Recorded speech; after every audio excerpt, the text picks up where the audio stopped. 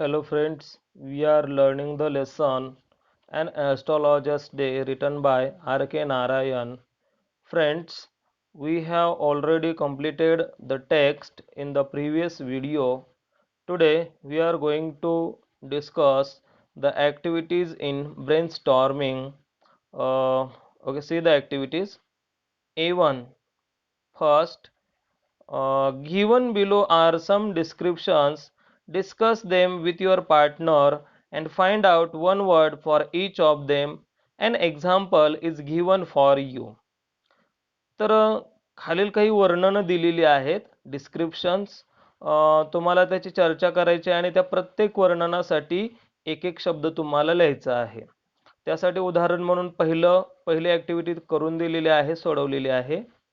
The scientific study of the universe and the objects in it, including stars, planets, nebula and galaxies. म्हणजेच काय तर विश्वाचा शास्त्रीय पद्धतीने केलेला अभ्यास त्याला आपण काय म्हणतो ॲस्ट्रॉनॉमी. ॲस्ट्रॉनॉमीचा मीनिंग होतो खगोलशास्त्र. पहा बी the study of the movements of the planets, sun, moon and stars in the belief that these movements can have an influence on people's lives. तर ग्रह ताऱ्यांचा अभ्यास ज्याचा की प्रभाव हा व्यक्तींच्या जीवनामध्ये आहे हे सांगणारं शास्त्र त्याला आपण ॲस्ट्रॉलॉजी असं म्हणतो. आन्सर दिलेला आहे ॲस्ट्रॉलॉजी. त्याला आपण काय म्हणतो ज्योतिषशास्त्र. C. A prediction of what will happen in the future. Prediction त्याला आपण भाकित असं म्हणतो. भविष्यामध्ये काय घडणार आहे याचं भाकित. मग याला आपण काय म्हणतो. इथे आन्सर दिलेला आहे प्रॉफेट किंवा ओरॅकल भविष्य. त्यानंतर डी आहे a scientific discipline that studies mental states and processes and behavior in humans and other animals. तर पहा मानव आणि इतर प्राणी यांच्या मानसिक स्थितीचा, प्रक्रियेचा आणि वर्तनाचा शास्त्रीय अभ्यास त्याला आपण काय म्हणतो सायकोलॉजी असं म्हणतो. पहा आता याच्यामध्ये नेक्स्ट ऍक्टिव्हिटी दिलेली आहे. Second activity. In the story, we are told that the town hall park was a remarkable place in many ways for an astrologer to build his business. List the exceptional qualities of the place. पहा तर काय सांगितलेलं आहे तर या कथेमध्ये आपल्याला असं सांगितलं गेलं आहे की एखाद्या ज्योतिषासाठी आपला व्यवसाय उभा करण्यासाठी टाउन हॉल पार्क हे अनेक मार्गांनी उल्लेखनीय ठिकाण होते. याची गटामध्ये चर्चा करा आणि त्या ठिकाणाच्या असाधारण विलक्षण गुणांची यादी करा. एक्सेप्शनल त्याला आपण विलक्षण किंवा असाधारण असं म्हणतो. मग असे कोणते गुण आहेत हे या ठिकाणी सांगितलेले आहेत. याच्यामध्ये एक सांगितलेलं आहे ए मध्ये सर्जिंग क्राऊड. सर्जिंग क्राऊड म्हणजे त्याला आपण उसळणारी गर्दी असं म्हणतो. आता याच्यामध्ये बी काय दिलेलं आहे आपण लेसन मध्ये हे ऑलरेडी अभ्यासलेलं आहे. A variety of trades and occupations. An auctioneer of cheap clothes created enough din to attract the whole town. D. Vociferousness of a vendor of fried groundnut. E. It does not have the benefit of municipal lighting. The place was lit up by shop lights. G. Bewildering crisscross of light rays and moving shadows. Yet the astrologer transacted his business by the light of a flare. तर अशा पद्धतीनं town hall park जे आहे हे जे ठिकाण होतं कसं होतं तर विविध मार्गांनी एक उल्लेखनीय असं ठिकाण होतं. त्याच्या या असाधारण गुणांची चर्चा अशा पद्धतीने आपल्याला करता येईल. याच्यामध्ये थर्ड ऍक्टिव्हिटी दिलेली आहे. The astrologer never opened his mouth till the other had spoken for at least 10 minutes, discuss the reasons behind his act. पहा, तर या पुढच्या प्रश्नामध्ये काय सांगितलेलं आहे, तर ज्योतिषाने इतरांनी किमान 10 मिनिटं बोलल्याशिवाय तोंड उघडत नसे, त्याच्या या कृत्यामागील कारणांची चर्चा करा. पहा, मग आता हा 10 मिनिटं का बोलत नसे, याची कारणं दिलेली आहेत. याच्यामध्ये पहिलं कारण ऑलरेडी दिलेलं आहे ए मध्ये, he is good at reading the people. B. The information given by people provided him enough stuff for a dozen answers and advices. C. He got a chance to analyze the troubles of his customer. D. He worked on the policy. Those who hear a lot learn a lot. He won the confidence of the customer. He got enough time for searching answers and giving advices. पहा, तर अशा पद्धतीनं म्हणजे हा ज्योतिषी इतरांनी बोलल्यानंतर कमीत कमी 10 मिनिटं तो तोंड उघडत नसायचा. याचं कारण असे आहेत, अशी कारणं त्याची सांगता येतील. याच्यामध्ये A2 ॲक्टिव्हिटी दिलेली आहे. The tactics used by the astrologer to earn his wages are. आता टॅक्टिक्सचा मीनिंग आहे युक्त्या. टॅक्टिकचा मीनिंग होतो युक्ती, अनेक वचन आहे म्हणून युक्त्या. The tactics used by the astrologer to earn his wages. Wages त्याला आपण मजुरी असं म्हणतो. पहा, तर काय दिलेलं आहे ऍक्टिव्हिटी मध्ये आपण बघूयात. मग हा ज्योतिषी काय करायचा, तर त्याची मजुरी कमविण्यासाठी किंवा त्याचं जे काही आपण उदरनिर्वाह आहे, उदरनिर्वाह किंवा त्याला आपण पैसा, वेजेस, मजुरी, पैसा असं आपण त्याला म्हणूयात. तर ज्योतिषानं आपली मजुरी कमविण्यासाठी ज्या काही युक्त्या वापरल्या त्या युक्त्यांची चर्चा आपल्याला या ठिकाणी करायची आहे. तर पहिल्यांदा त्यानं ए मध्ये ऑलरेडी दिलेली आहे, म्हणजे लेखकानं ऑलरेडी एक आन्सर तिथे दिलेला आहे ए मध्ये, ॲनालिसिस ऑफ ह्युमन ट्रबल्स. त्यानंतर बी आहे a good presence of mind, experience and perception. C. Use of equipment and shrewdness. D. Comment on the customer's nature, affairs, efforts and fate. E. Creation of fear in the mind of the customer. F. Use of general statements to endear the customers and win their hearts. तर अशा युक्त्यांचा वापर या ज्योतिषाने मजुरी कमविण्याकरता केला. पहा, याच्यातली second activity, A2 मधील second activity आहे an astrologer's appearance help to create an impression on his clients. Complete the following.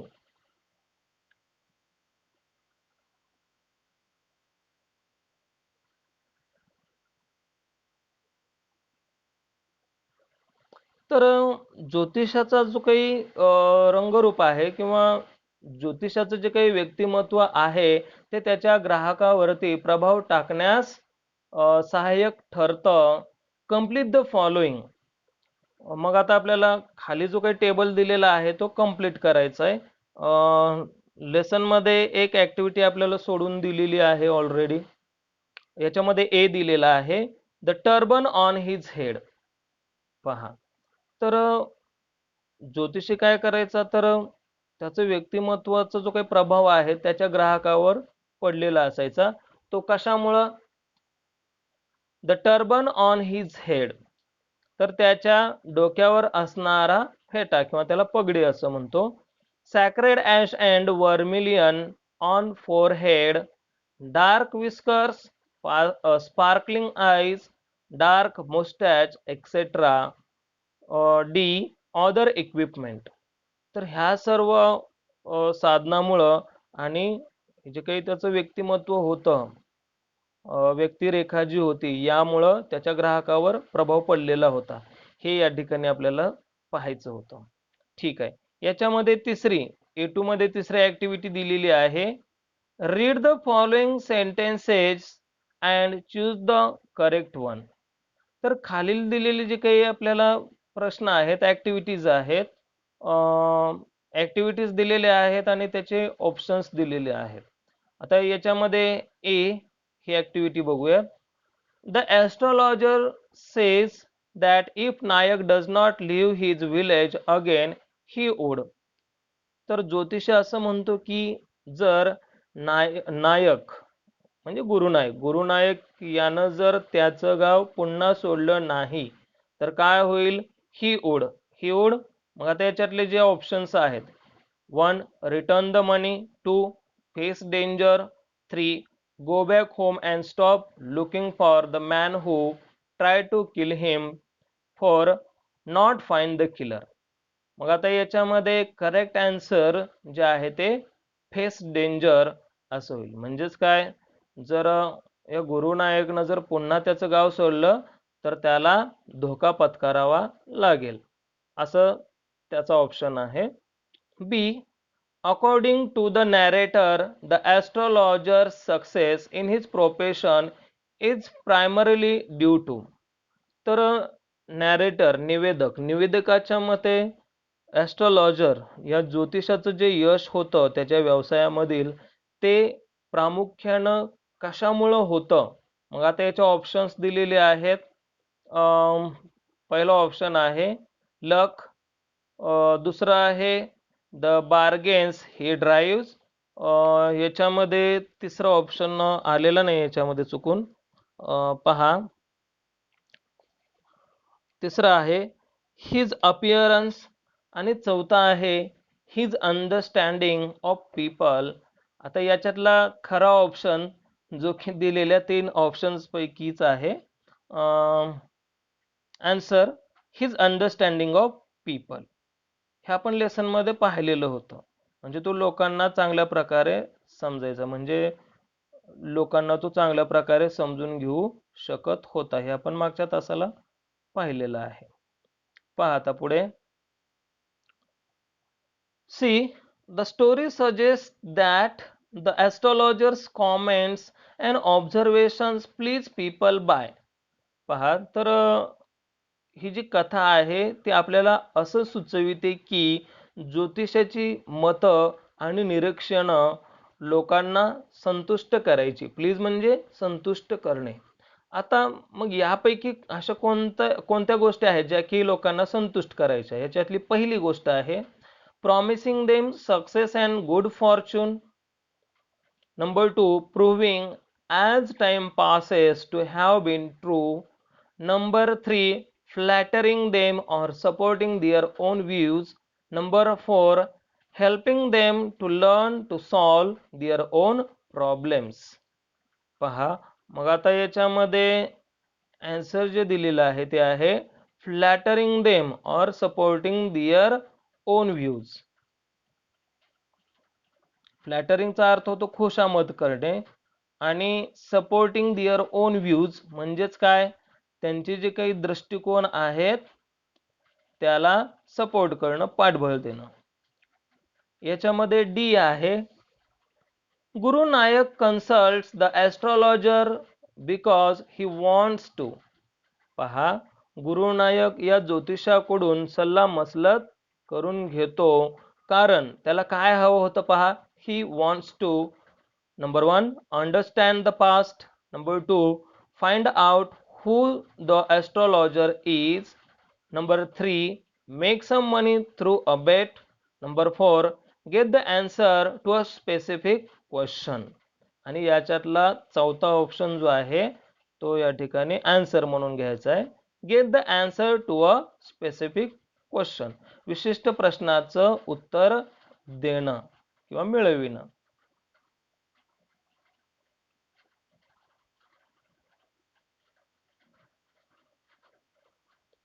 पहा, याच्यातली नेक्स्ट ऍक्टिव्हिटी आहे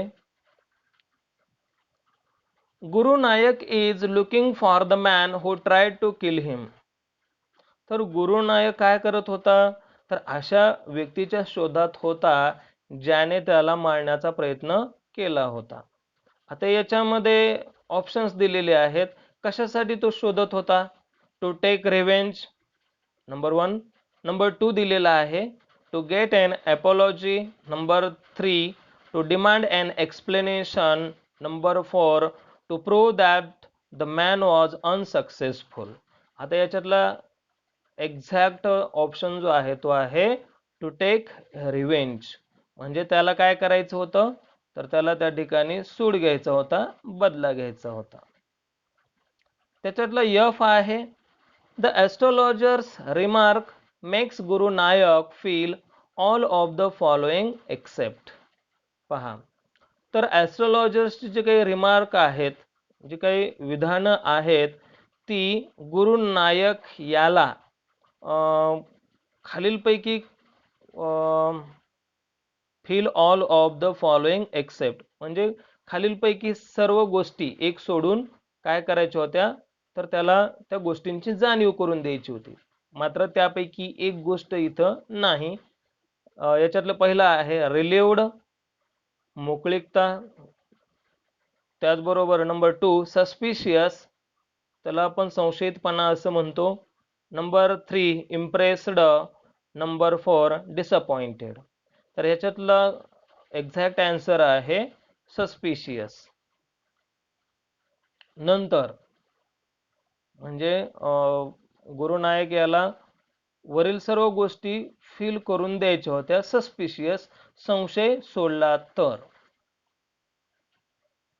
जी reactions of the astrologer's wife to his news suggest that she. तर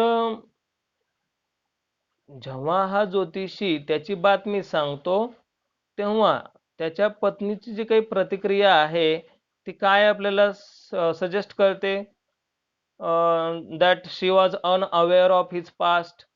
Number 2, she has been worried about his safety. Number 3, she has known him since he was young. Number 4, she is concerned about her future with him. म्हणजे त्याच्या पत्नीच्या त्याच्या पत्नीच्या ज्या काही प्रतिक्रिया आहेत त्या काय आपल्याला सुचवितात, तर आन्सर आहे त्याचं she was unaware of his past. म्हणजे तिला या ज्योतिषाचा जो काही भूतकाळ आहे त्याची जाणीव नव्हती. पहा, याच्यातली नंबर 4 ऍक्टिव्हिटी आपण बघूयात. Read the following sentences and find out true and false sentences. Correct the false sentences. तर आपल्याला खालील दिलेली सेंटेन्सेस वाचायचे आहेत. यापैकी चुकी बरोबर कोणती आहेत, चूक कोणतं बरोबर कोणतं ते सांगायचंय आणि करेक्ट द फॉल्स सेंटेन्सेस आणि जी काही चुकीची वाक्य आहेत ती आपल्याला दुरुस्त करून सांगायची आहेत. पहा, याच्यामध्ये पहिलं दिलेलं आहे the astrologer gave a correct prediction to the client about his past that he was stabbed, thrown into a well and left for dead. पहा, तर आपण काय केलेलं आहे, तर त्याचा जो काही ग्राहक आहे, या ज्योतिषाचा जो काही ग्राहक आहे त्या ग्राहकाच्या भूतकाळाचं अचूक असं भाकीत या ज्योतिषानं वर्तविलेलं आहे. ते कोणतं होतं पहा, ही वॉज स्टॅब्ड म्हणजे त्याला चाकू मारण्यात आलेला होता. थ्रोन इनटू अ वेल, त्याला विहिरीत टाकलेलं होतं. लेफ्ट फॉर डेड, त्याला मारण्यासाठी सोडलेलं होतं. तर हे सेंटेन्स ट्रू आहे. आन्सर समोर दिलेला आहे. Number B, when the astrologer came to know that the man whom he killed is alive, he felt that he was relieved of his guilt. पहा, जेव्हा ज्योतिषाला असं समजतं की त्यानं ज्या व्यक्तीला मारण्याचा प्रयत्न केलेला होता तो व्यक्ती जिवंत आहे हे समजताच या ज्योतिषाला काय वाटलेलं आहे, थोडी मोकळीकता वाटलेली आहे. त्यानं जे काही गिल्ट केलेलं होतं, गिल्ट त्याला आपण गुन्हा असं म्हणतो. तर हे सेंटेन्स कसं आहे, ट्रू आहे. त्याच्या समोर आन्सर दिलेला आहे. नंतर C, the astrologer tried to back out of the deal and talked about the client's past. पहा, तर ज्योतिषानं जे काही डील त्यांच्यामध्ये जो काही करार झालेला होता तो मागे घेण्याचा प्रयत्न केला आणि ते त्या क्लायंट ग्राहकाच्या भूतकाळाबद्दल बोलले. फॉल्स. आता हे सेंटेन्स फॉल्स आहे. कसं ते आपल्याला करेक्ट करून सांगायचंय. The astrologer demanded more money to tell about the clients past. पहा, तर आता वर जे विधान दिलेलं आहे सी मध्ये ते विधान आपल्याला अशा पद्धतीनं करेक्ट करता येईल की ज्योतिषानं काय केलेलं आहे, त्याचा जो काही ग्राहक आहे त्याचा त्याचा भूतकाळ सांगण्यासाठी अधिक पैशांची मागणी केलेली आहे. सी मध्ये काय सांगितलेलं आहे, तर ज्योतिषानं जो काही करार केलेला होता, डील केलेली होती, ती डील परत मागे घेतली आणि त्याच्या ग्राहकाच्या भूतकाळाबद्दल बोलला. तर हे सेंटेन्स चुकीचं आहे हे आपल्याला खालील विधानावरून कळतं, जे की आपण करेक्ट केलेलं आहे. D. Astrologer rescued himself from Guru Nayaks revenge. तर ज्योतिषानं काय केलेलं आहे, तर गुरु नायक याचा जो काही सूड आहे या सुडापासून स्वतःला वाचविलं. हे सेंटेन्स कसं आहे, ट्रू आहे. नंबर ई याच्यातलं ट्रू ऑर फॉल्स शेवटचं सेंटेन्स आहे. E. The moral of the story is that we must be responsible about what we have done and should not run away from our mistakes. तर हे जे sentence आहे, statement आहे, true आहे. कसं, तर या कथेचा बोध असा आहे की आपण जे काही केलेलं आहे यापासून आपण दूर धावू शकत नाही किंवा दूर पळू शकत नाही. आपण जे काही चुकीचं केलेलं आहे त्यासाठी आपण स्वतः जबाबदार असतो. हा याचं जे काही मॉरल आहे हे मॉरल आपल्याला स्टोरीचं सांगता येईल. म्हणजे या कथेचा बोध असा आहे, आपल्याला हे सांगता येईल. याच्यामध्ये नंबर 5 ऍक्टिव्हिटी दिलेली आहे. The astrologer had changed his appearance and persona when he arrived in the city. Give specific reasons. पहा, तर हा ज्योतिषी शहरात आल्यानंतर त्याचे स्वरूप आणि व्यक्तिरेखा बदलतो. तर का बदलतो याची आपल्याला विशिष्ट कारण द्यायचे. मग आता आन्सर दिलेला आहे. When astrologer was a silly youngster, he quarreled with Guru Nanak and tried to kill him in a rag. He thought that he had murdered Guru Nanak, so he left the village and settled in the distant city where no one was familiar with him. He changed his attire and also changed the complete appearance and persona so that no one could recognize him and offense of killing Guru Nanak. पहा, तर या answer म्हणजे थोडक्यात मराठीमध्ये आपल्याला असं सांगता येईल की जेव्हा लेखक मूर्ख तरुण मुलगा होता तेव्हा तो काय करतो, तर त्यानं गुरु नायक नावाच्या व्यक्तीसोबत भांडण केलं आणि त्याला मारण्याचा प्रयत्न केलेला आहे रागामध्ये. आणि त्याला असं वाटतं, ज्योतिषाला असं वाटलं होतं की त्यानं गुरु नायकचा खून केलेला आहे आणि म्हणून त्यानं काय केलेलं असतं, तर त्याचं गाव सोडलेलं असतं आणि तो दूरवर असणाऱ्या शहरामध्ये येऊन स्थायिक होतो, जिथं की कोणीही त्याच्या ओळखीचं नसतं. आणि त्या ठिकाणी त्यानं काय केलेलं आहे, त्याचा जो काही अटायर त्याला आपण पोशाख असं म्हणतो किंवा व्यक्तिमत्व पोशाख म्हणूया, ठीक आहे. त्यानं आपला पोशाख बदलला, त्याचबरोबर त्यानं आपलं पूर्ण व्यक्तिमत्व त्यानं बदललेलं आहे, जेणेकरून त्याला कोणीही ओळखणार नाहीत. आणि जो काही खुनाचा गुन्हा त्याच्यावर झालेला आहे त्यामुळे त्याला कोणी ओळखणार नाही यासाठी तो